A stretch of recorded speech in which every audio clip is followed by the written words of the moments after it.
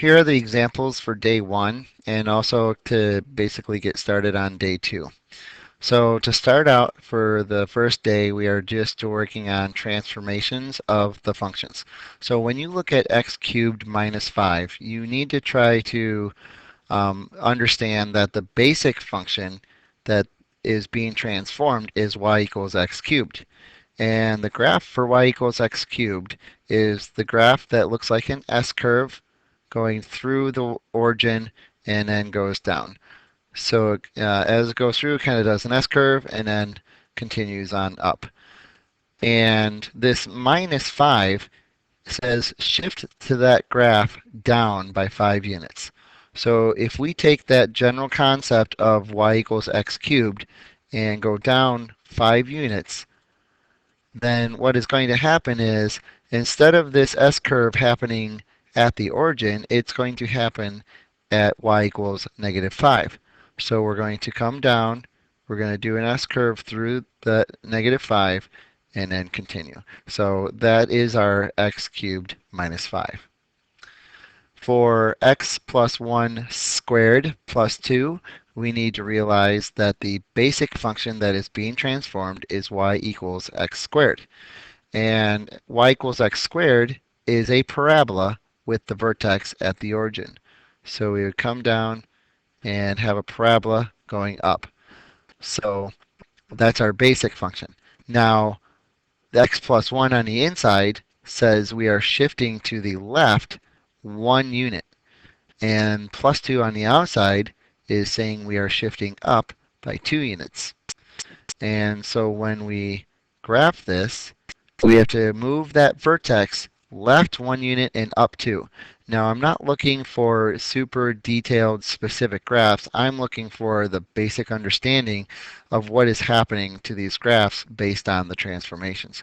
So left 1 and up 2, that's our new vertex, and I know it's a parabola, just your basic parabola, and so we would just draw it like that. I'm not worried about, oh, am I accurate with my points over here? You can be, and it's a benefit, and it's a good thing, but it's not absolutely necessary at this point in time for what we're doing. And that's the transformations.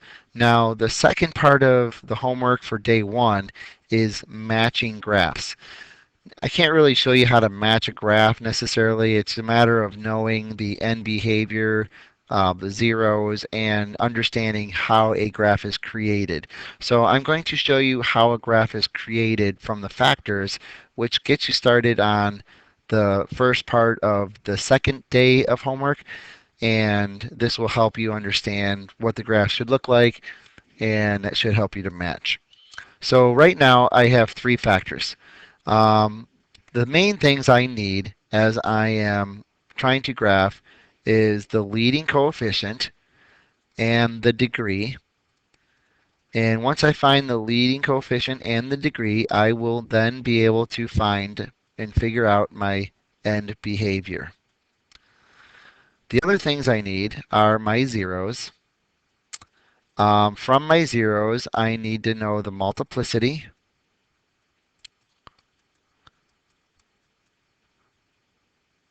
And from the multiplicity, I will know the behavior at each point.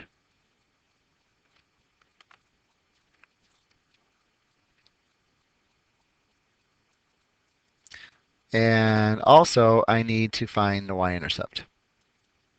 Okay.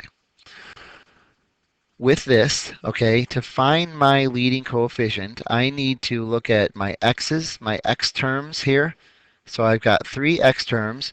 I also need to realize that the exponent on all of these is a 1. Not because the x itself inside has an exponent of 1, but more so for the fact that the exponent on the outside of the parentheses is 1. So from the first one, I have x to the first. From the second one, I also have x to the first. And from the third one, I have x to the first. And when I multiply these all together, that gives me x to the third. That's my leading term, okay? My leading coefficient, okay, I have a 1 in front of the x cubed. So my leading coefficient is 1. The degree of this polynomial will be the exponent there, the 3. Now, from that, I could know my end behavior. Remembering from the notes that we have for 4.1, a leading coefficient of a positive and an odd degree means I'm going to have my end behavior is kind of going to look like that, where it's one up and one down, and going from left to right, it is going upward in a positive direction. So this is my end behavior.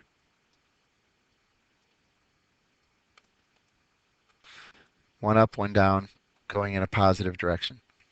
My zeros, set each factor equal to 0 and solve. I get x equals 1. For x plus 1 equals 0, I get x equals negative 1. For x minus 2 equals 0, I get x equals 2. The exponent on each of these was 1, so my behavior for all of my zeros is linear. The behavior for all of these is linear. So as we pass through the point, we're just going straight through with a straight line. Now my y-intercept. My y-intercept is when x is equal to 0. So I'm going to plug in 0. I get 0 minus 1 and 0 plus 1 and 0 minus 2. And that gives me negative 1 times 1 times negative 2, which is 2. So my y-intercept is 2. So I've got my y-intercept. I have my 3 zeros. I know that the behavior through the zeros is linear. I know my end behavior, and I'm ready to graph.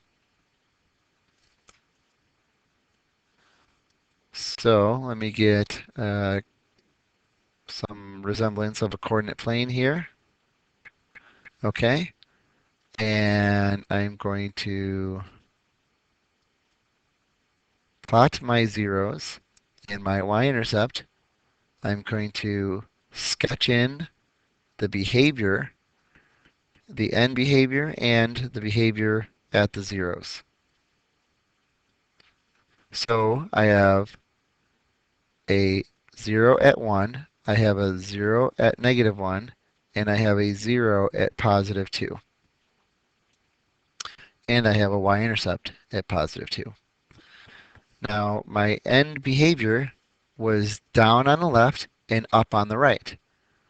So that means I'm going to be down on the left and go over to my furthest point to the right, and I'm going to be up on the right. And because my behavior through each point is linear, I'm down below. I'm going to be going up through that point. Now I'm up above. I'm going to be coming down through that point, and then I've got to go back up through that point to finish off the graph. And you can kind of see this is starting to take shape here. Now I'm going to finish this off just with a different color, just so you can see. I'm going to go up. I'm going to touch that y-intercept, come down, and then I'm going to finish this off with a curve, and then I'm just going to go right up to that arrow. So piecing this all together like a puzzle, you can see my graph of that polynomial. Now, is this completely accurate? No, we didn't test any points. We don't know if this is supposed to be at negative 1, but this is going to be pretty close. It's going to be a very nice sketch. Now moving on to another example. This is the last one. Here, we've got a number out in front, so we've got to be aware of that. For, again, we still have to find the leading coefficient, the degree,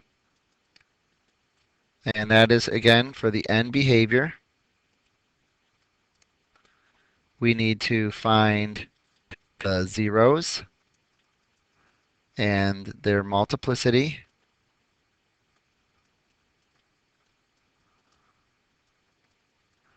So that we can determine their behavior. And we also need to know the y-intercept. All right, so for the leading coefficient, the leading term, we have 1/12 we have x squared. We have x to the third power. So we need to consider those exponents on the outside. We multiply this all together, and we get 1/12 x to the fifth. So our leading coefficient is 1/12. That's a positive number. Our degree is 5, which is an odd number. So just like the last one, our end behavior is going to be one up, one down in a positive direction, going from left to right, going positive. My zeros, I have x minus 2 squared, and I have x plus 3 cubed. So that 0 here is 2. The 0 for x plus 3 is negative 3. Because my multiplicity is 2 there, I have either a parabola type of behavior at that point, going up or down. Okay, for the negative 3, it's cubed. It's an odd that's greater than 1. So I'm either going to have an S-curve going like this, going through that 0, or going down like that. Okay, so now my y-intercept. X is equal to 0. So 1/12 times 0 minus 2 times 0 plus 3 squared and cubed. If I plug this in on my calculator, I have 9. So my y-intercept is 9. And now I'm ready to graph.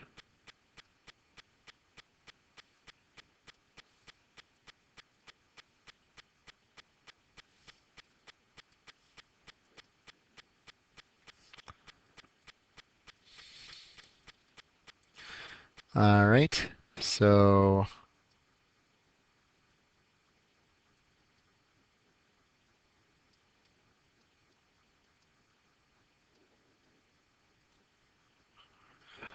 six, 7, 8, 9. I actually know that I'm going to need to extend this up for later. 10.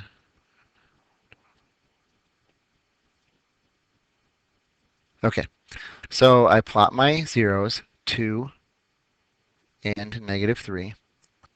My end behavior is down on the left and up on the right. Okay, and at negative 2, or I'm sorry, at 2, I am a parabola. So, okay, going here from the right, I'm up above it already. So I know that this is going to come down and just touch that and go back up. Okay?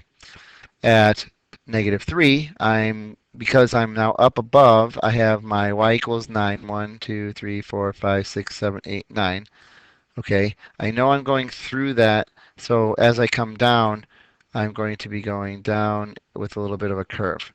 So I'm going to fix that a little bit here. And I know that this is going to be going up like that.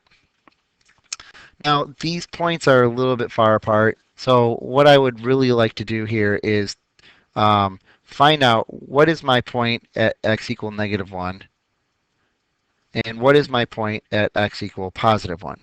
So if I do negative 1, I have 1/12 times negative 1 minus 2 squared times negative 1 plus 3 squared. Okay, when I plug that in my calculator, I will get 6. So that point at negative 1 is going to be up here at 6. All right, when we plug in 1, 1 minus 2 squared, and 1 plus 3 to the third, that should be a 3 up here. When I plug that into my calculator, I will end up getting 16 and 1/3. And that is up here.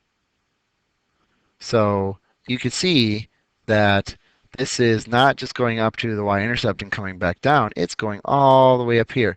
So when I do my graph here, I need to, kind of be aware of that, um, like that.